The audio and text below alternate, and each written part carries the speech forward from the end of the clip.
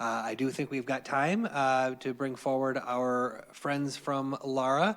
So if you would come back, I think that there are members who would like to ask you questions perhaps, but let me just get you started where I think you already know we're starting, which is that there were a couple questions asked already about this section of the law that says you can't operate with unlicensed park, yet we see it happening all the time. What gives? Yeah, thank you, Mr. Chair. I have a lot of notes, so we'll see how much time you guys have. But very basically, we are not prosecutors. We are regulators. LARA regulates, issues the license, administers the license. We do inspections to the very limited criteria that I think is in the statute right now.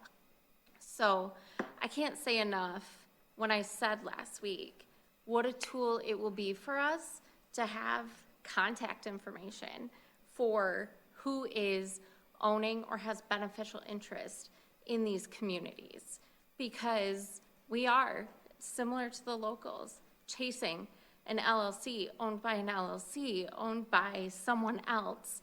And while I did send some follow-up information to your offices this morning about the obstacles, we have found by this afternoon, over 50% of our licenses, these are the licensed parks, have an out-of-state of Michigan mailing address. So part of it also, senators, we're not prosecutors who cross state lines to find people. We can issue a fine under the current statute if we can find the person to issue the fine to.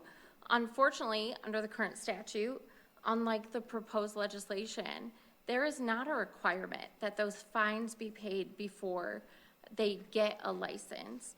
I can issue fines and refer people to prosecutors for the crime of operating without a license.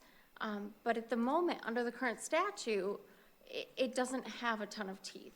And I think if we all want what's best and effective regulation, if we look at the proposed legislation, we're looking at a requirement to have all these things paid before you get a license. We're looking at background of how someone has been operating a community to ensure that bad actors aren't reaching in further and getting more communities that they don't maintain. We're looking at requirements with specific penalties for not fulfilling them. And all of those are cited in the email that I sent your offices this morning. So I think I agree strongly with Greg when he testified. This is an archaic statute, and let's have the tools available to make sure that what maybe this statute intended is actually feasible and happening. And Alicia Gensler, again with the Bureau of Construction Codes, she can speak a little bit to the inspections and how maybe we could all look at a park or a community and see, why are you renewing the license? This isn't to the standard that we want it to be at, but what is legally allowed? Thank you. Yeah, so if you look at the current statute, getting renewed is very simple. You have to pay a fee, you have to fill out an application, you have to show that you're substantially in compliance with your last inspection, and then you have to get certifications from appropriate agencies. Most of the time we don't get those certifications, so we require that they show us proof that they've requested those certifications. But if you look at those requirements, they're very simple. We get that question a lot, to Marnie's point on how did they get relicensed? Well, they had violations that were written in their last inspection.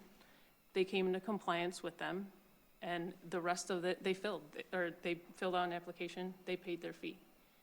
They meet the requirements under this current statute. The changes that are in this statute that's before you, the bill that's in front of you, is substantially different. It makes it a lot more difficult. You have to prove that you are a good owner and that you care about this park and that you can financially make the corrections that are needed when there are violations. So I think that's a very important thing to pay attention to. It is an archaic statute. It is very easy to get licensed right now. And this will, these bills in front of you will drastically change that.